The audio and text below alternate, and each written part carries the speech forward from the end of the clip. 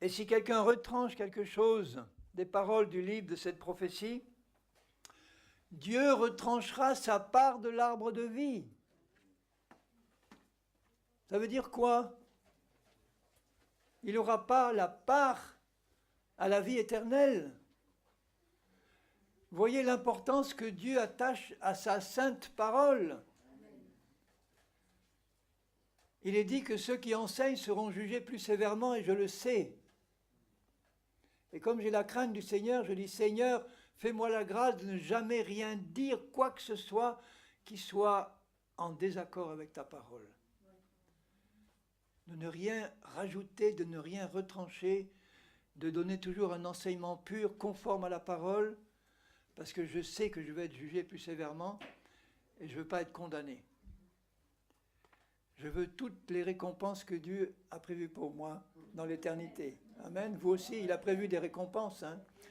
Est-ce que vous savez que nous passerons tous devant le tribunal de Christ? Il ne s'agit pas d'un tribunal pour juger qui va être perdu ou sauvé. Donc là, il parle de ceux qui ont été enlevés. Et entre le moment où nous sommes enlevés et nous allons revenir régner avec Christ sur la terre, vont se passer les 7 années de la tribulation, où malheureusement beaucoup de chrétiens n'ont pas été enlevés parce qu'ils ne se sont pas sanctifiés, ils n'ont pas laissé le Seigneur les sanctifier. Ils n'auront pas encore perdu leur salut si, dans la tribulation, ils n'acceptent pas la marque de la bête. Là, ils vont être perdus pour l'éternité parce que cette marque de la bête, quand ils la prendront, devra s'accompagner d'une allégeance à l'Antichrist et d'une adoration de l'Antichrist, l'incarnation de Satan, et là, ils seront perdus pour l'éternité. Et il y aura beaucoup de chrétiens qui accepteront la marque. Mais des foules et des foules de chrétiens qui n'ont pas été enlevés, qui ont leur salut, mais qui ne se sont pas préparés pour être enlevés par la sanctification, ceux-là ne vont pas l'accepter, ils seront tous mis à mort par l'Antichrist, martyrs de la tribulation, un peuple innombrable. Donc je préfère laisser le Seigneur affermir mes pas dans son salut, pour le laisser me sanctifier, me préparer à l'enlèvement, pour pouvoir monter avec lui et avec vous dans sa présence pour l'éternité. Mais la première chose que nous allons expérimenter après l'enlèvement, c'est le tribunal de Christ. Ce n'est pas les noces de l'agneau. Les noces de l'agneau, c'est au retour du Seigneur sur la terre. Là, il faut attendre que tous les ressuscités soient ressuscités, les saints de l'ancienne alliance, etc.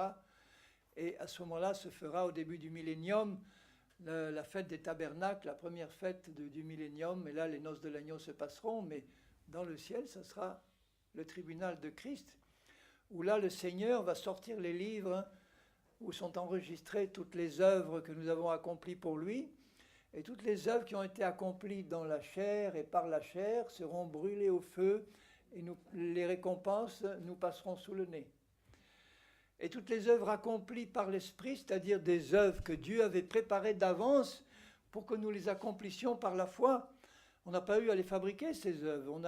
On n'a qu'à se laisser entraîner par l'Esprit dans les œuvres qu'il a préparées pour nous.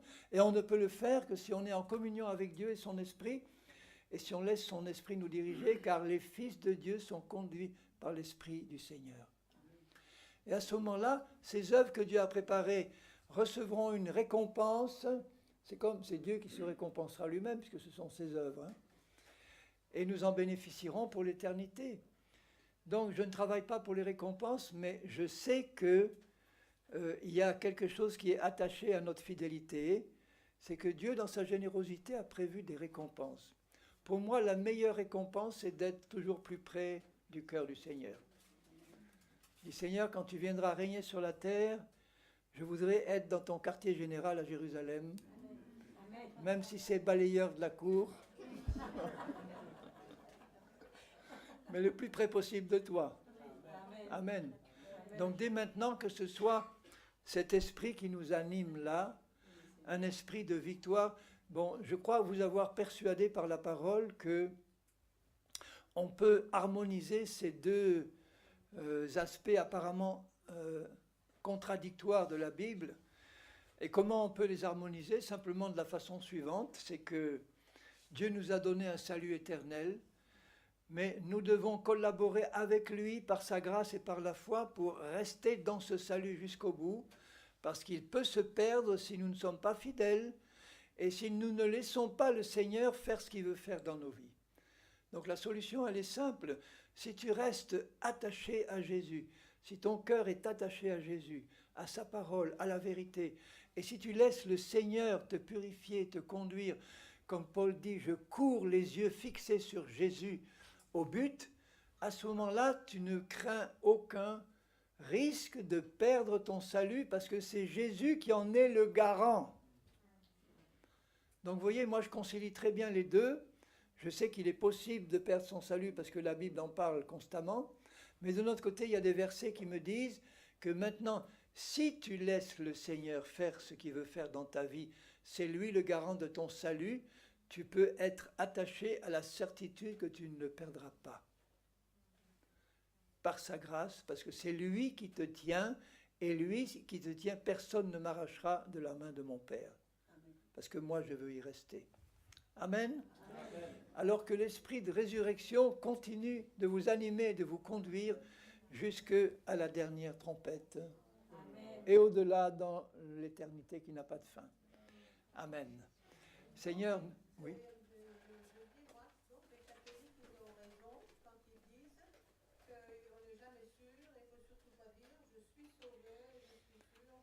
Non, non, non, parce que eux, ils n'ont jamais la certitude du salut maintenant.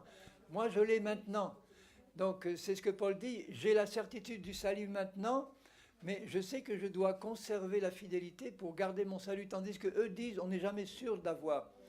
Donc ça, c'est faux. Je suis sûr de l'avoir maintenant, mais je sais que je peux le perdre. Eux, ils disent, je ne suis pas sûr de l'avoir du tout. C'est pas du tout pareil, hein.